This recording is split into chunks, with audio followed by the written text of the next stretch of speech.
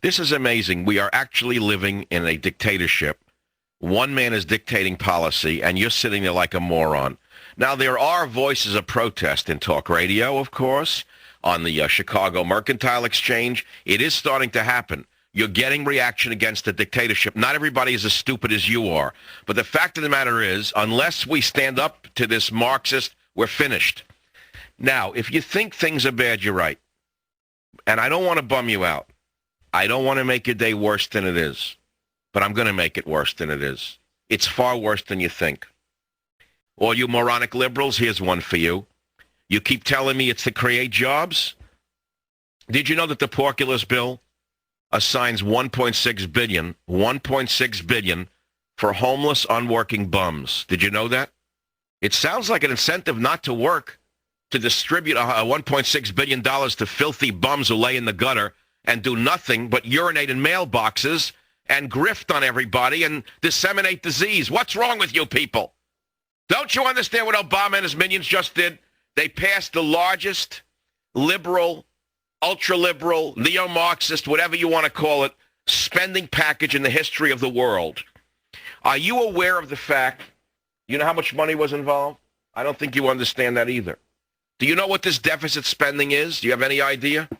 In the last 2 years, that includes a year of Bushki, the U.S. has run up deficits that amount to a combined $2.5 trillion. That's almost one-fourth of all the debt the nation has taken on in its entire history, and amounts to the fastest spending since World War II. Do you have any idea what this is? Where is the money coming from? Answer, Obama's authorizing the printing of the money. What will that do to you tomorrow? It will dilute the value of your dollar. Answer, why has gold gone up over $1,000 today? Can you figure it out? This guy is going to create the equivalent of the Deutschmark in Weimar, Germany, if he is not stopped. I don't know if I can take this anymore, truthfully. We're way past words. Words are not enough for what's going on around you. Just not enough. You're having a revolution occur right in front of your eyes, but it's in such slow motion you don't even know it. Left-wing radical revolutionaries have taken over America. Now, here comes Obama. You know what he just did? He just passed another executive order. That's right. More executive orders than any president in American history in a shorter period of time.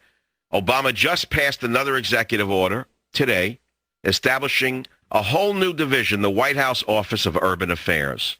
Nobody has any idea what it's for. Nobody has any idea what he really wants to do. Some fear it's an attempt to coordinate federal police forces with local police forces in urban areas in order to give the federal government an even greater octopus grasp over every American citizen. I guess we'll have to give Obama the benefit of the doubt. After all, he's such a nice young man. We shouldn't doubt him. Even though we live in America and we're supposed to ask questions, challenge the government's supposed to be responsible to the people. Many of you are so ignorant, you don't even understand that we have this right in America. Debbie in Palm Beach, go ahead, please. You're on the Savage Nation. Do you want to talk about ignorance? I've never heard your show before, to be honest. Today's the first day. I don't care what you're nobody. Why? You're nobody. My show has been on the air for 15 years, so why do I care what you think? What is it, you don't like that I'm criticizing Obama? You think I'm the only one doing it in America? Absolutely not. That's your right to criticize, but you don't have to do it disrespectfully. That's why there are hate groups. I don't have to do it disrespectfully? You're going to determine what is respectful and what is disrespectful?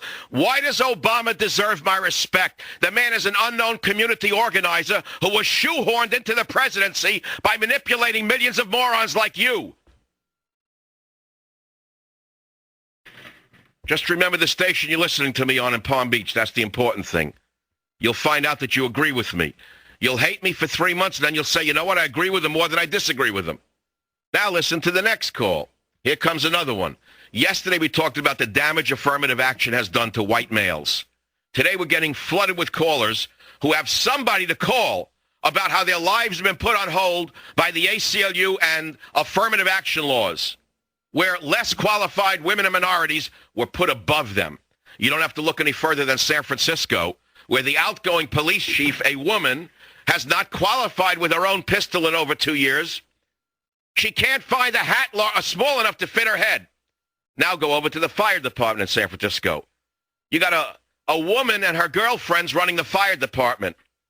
Anytime there's a fire, ask the firemen where they are. They're taking a hydration break. They can't even pick up a hose with water in it. New York City, WOR. Bob, you're on the Savage Nation.